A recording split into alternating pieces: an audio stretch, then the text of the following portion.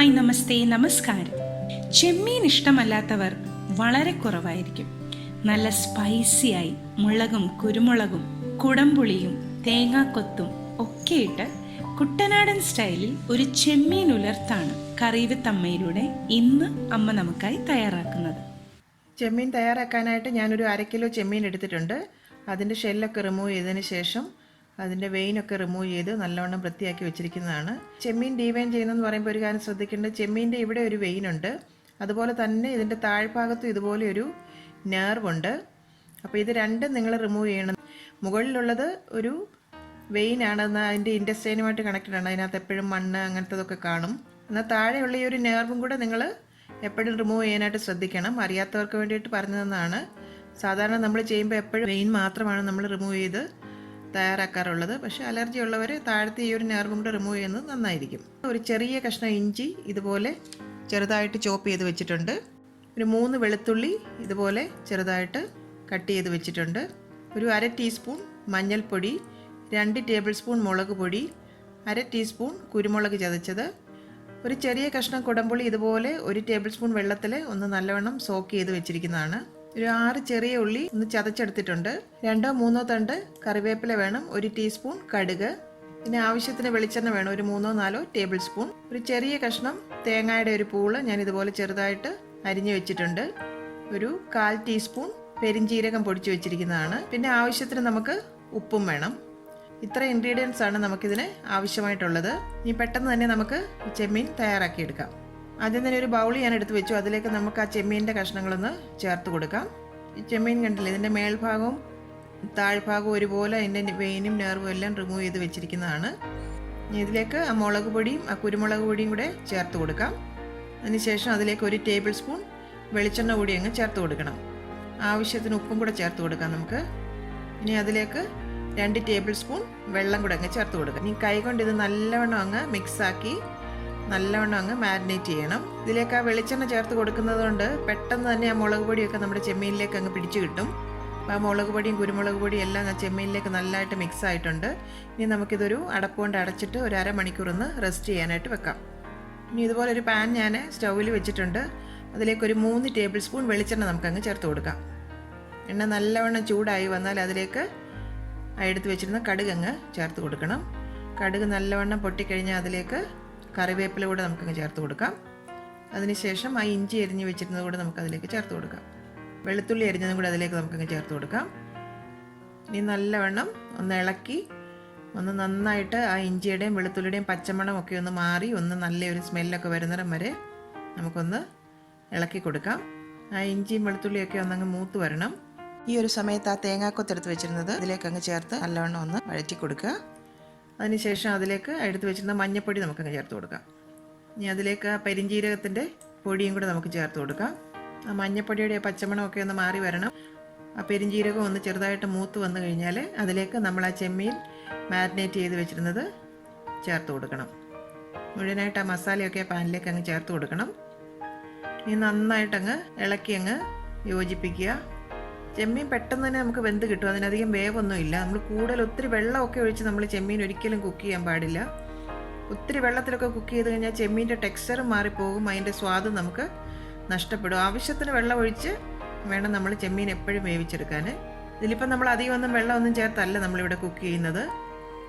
നമ്മൾ മാരിനേറ്റ് ചെയ്തപ്പോൾ ഒരു 2 ടേബിൾ സ്പൂൺ വെള്ളം ചേർത്തിട്ടാണ് മാരിനേറ്റ് ചെയ്തത്. ഇനി നമുക്കിതിലേക്ക് നമ്മുടെ ആ കുടംപുളിയുടെ വെള്ളമൊക്കെ ചേർക്കാനുള്ളതാണ്. അതുകൊണ്ട് നമുക്ക് കൂടുതൽ വെള്ളമൊന്നും ഇതിലേക്ക് ചേർക്കേണ്ട ആവശ്യമില്ല. എണ്ണയിൽ കിടന്ന് തന്നെ ഒന്ന് ചെറുതായിട്ടങ്ങ് ഫ്രൈ ആയി വരട്ടെ.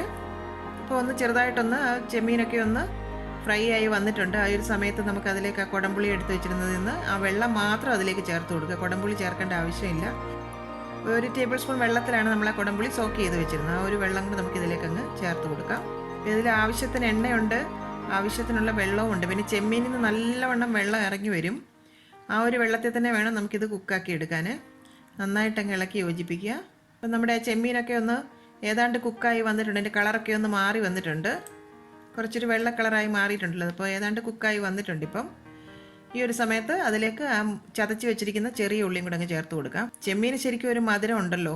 അതിൻ്റെ കൂടെ ഉള്ളിയൊക്കെ ഇട്ട് നമ്മൾ കൂടുതൽ വഴറ്റി കഴിഞ്ഞാൽ അതിന് കൂടുതലൊരു മധുരം തോന്നിക്കും. അതുകൊണ്ട് നമ്മൾ ഈ ഉള്ളിയൊക്കെ അവസാനം ഒന്ന് ചേർത്ത് കൊടുത്താൽ മതി.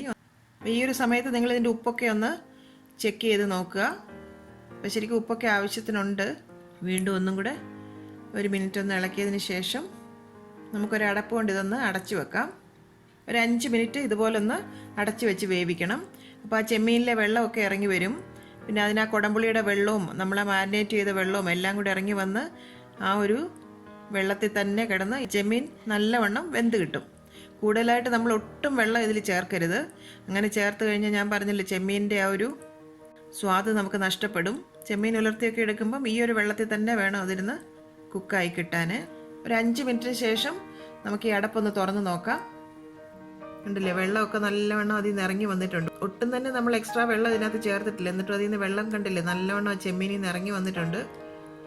ഈ ഒരു വെള്ളത്തിൽ കിടന്ന് ഇപ്പോൾ ചെമ്മീൻ നല്ലവണ്ണം കുക്കായി വന്നിട്ടുണ്ട്. ഇനി ആ വെള്ളം കുറച്ചൊന്ന് വറ്റി വരണം. ശരിക്കും ഇത് ഉലർത്ത് പോലാണല്ലോ ഇത് ചെയ്യുന്നത്. അപ്പം കുറച്ച് അതിനകത്തെ വെള്ളമൊക്കെ ഒന്ന് വറ്റി വന്ന് കുറച്ചും കൂടെ നമുക്കൊന്ന് വെയിറ്റ് ചെയ്യാം.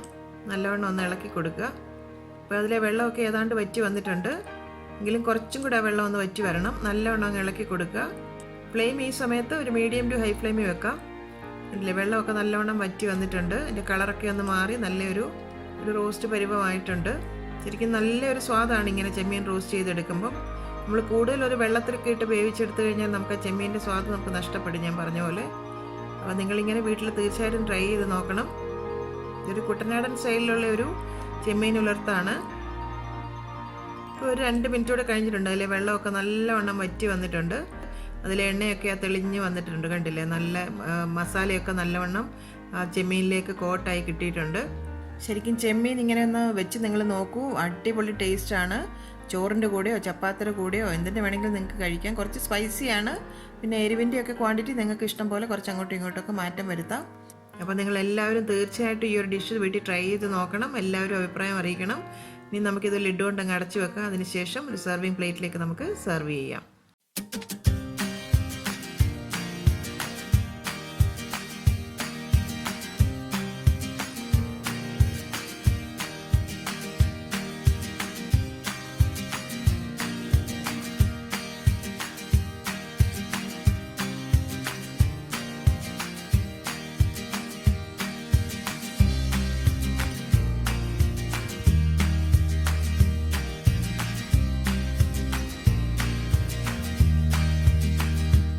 അമ്മയുടെ ഇന്നത്തെ ഈ റെസിപ്പി നിങ്ങൾക്ക് ഇഷ്ടമായെങ്കിൽ ഈ വീഡിയോ നിങ്ങൾ തീർച്ചയായും ലൈക്ക് ചെയ്ത് ഷെയർ ചെയ്യണം.